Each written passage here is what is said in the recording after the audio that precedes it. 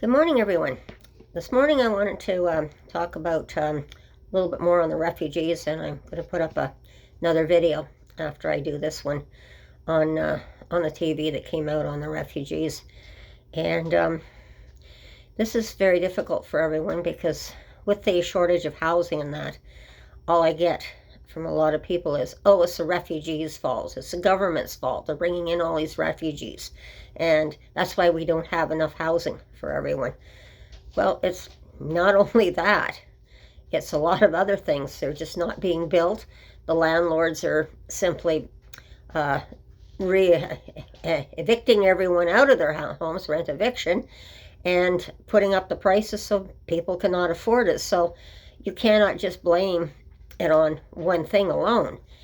But I thought it was a really, really good video, so that's why I'm going to share that video off the newscast with you and show you that things can be done in a very, very good way, that when these refugee people do find a place, they don't have furniture and that. So as I've mentioned before, there was Matthew House, and then there's this other people that got together to help these refugees out. They set up a used furniture shop, in a sense of the word, in one of the local shopping malls here.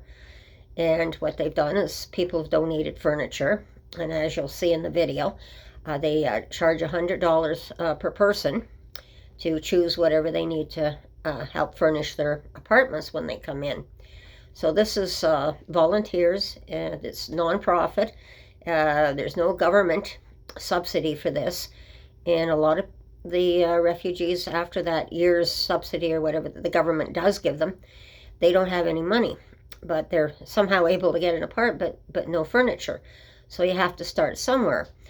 And I know myself, even starting up, I was lucky that because I had a home before, a little bit of furniture and some stuff that I needed was put in a storage unit at that time after I got kicked out of my house, but certainly not enough. And having to put a house together and having to go to shops like the Salvation Army and all these different places, the thrift stores that you can buy things cheaply as possible with to try and restart all over again. But on ODSP at that time, that was very difficult to have to go in and buy something.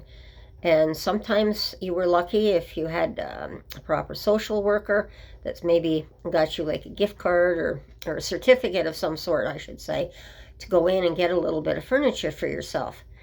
So, they're saying that when the refugees come in, everything's just handed to them. But it's not really necessarily so, and this video will put that into perspective right there. And then the other thing is, if a refugee comes in from a different country and there's a different language barrier, that can be a problem. So that's where it's very handy and useful when you have a community from the culture that they're from where they can help translate things. And this again is where I've seen with young people who come in, they learn our language very quickly here. But if it's another language from another country, the parents or the aunties, uncles, whoever, the grandparents, whoever comes over from that country with them has difficulty learning our language. So just to give you another idea, I saw another clip I didn't get, but it was a police chief from Saskatchewan, I believe, who was complaining because now we're seeing youth as young as 11 and 12 getting charged for crimes. And this is another big problem, is because when you have a language barrier, that's another problem. So people are, and when I talk about people volunteering, and some of them are seniors, are much older people, they band together, and we are helping the refugees. And that's why I think it's very important to show you this clip, that it can be done. But I'm also seeing where there's not enough help within our own communities here, or enough people too. So, it's not that people are not working on it, but there's so many different, well, we have to do this over there. We have to do that over there. Oh my gosh, we got to do that over there. There's just so much coming at us. And it's like standing on the baseball field, and you're standing on the plate right there, And those balls are all coming out of left field at you faster than you can take the bat and bat them out into the field. This is what's happening right now. And it's not going to be easy to get out. No one ever said it. Well, my parents used to say too, well, to make ends meet, and to if life is worth living, then it's hard work to make sure that you get through life. You know, it's something you have to constantly work at. You cannot just give up and say, I can't do anything. I'll just sit here and I'll just let the world go by. You've got to get up and off the couch and do something. So I am seeing really good things, and people are stepping up in various ways. We still need a lot more people to step up to help people. Like I said, it's a very, very difficult. We're living in extraordinary times right now. The history of the world is in extraordinary times right now since the pandemic hit.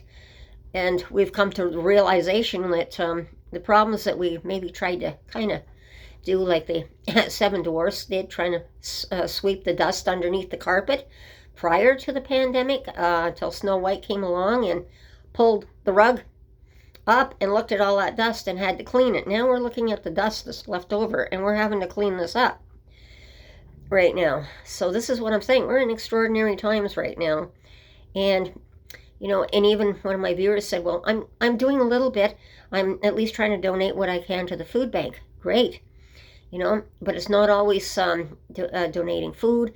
It's not always, you know, handing out money. It's being able to jump in there, roll up your sleeves, and get in there. Feet first, and dive into it, and get the work done. And that's, like I said, my parents have always said, there's nothing wrong with living. It's worth living, but you got to put in the hard work to live, because nothing is handed to you on a silver platter, literally.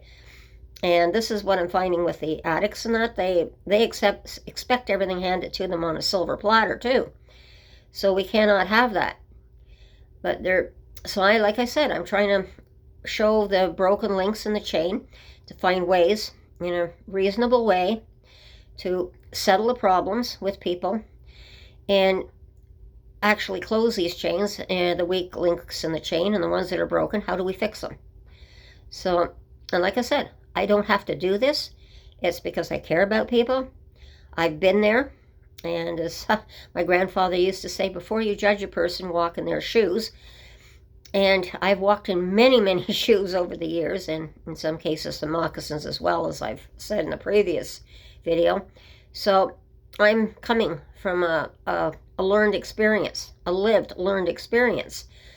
And this is what I'm saying when I'm saying, as a senior, we're literally living, breathing time capsules to what we saw back then. And that's why I try to compare what I saw when I was younger, what we had to work with, and what we're working with today, which I find, even with all the modern conveniences and what we have today, there's something wrong here.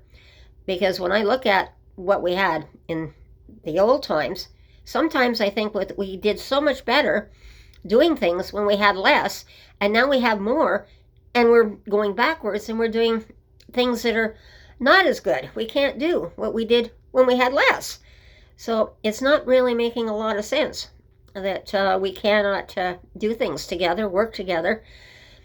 So I just wanted to put that clip up on the refugees, just to show where that's standing to, where people are coming forward, and I'm grateful for that, because we need help from all people.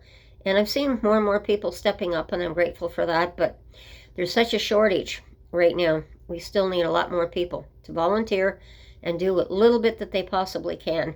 And as I said, if each person can just do a little bit, then this all comes together and it can make a huge difference. So I'm going to leave it there, everyone, today. Take care.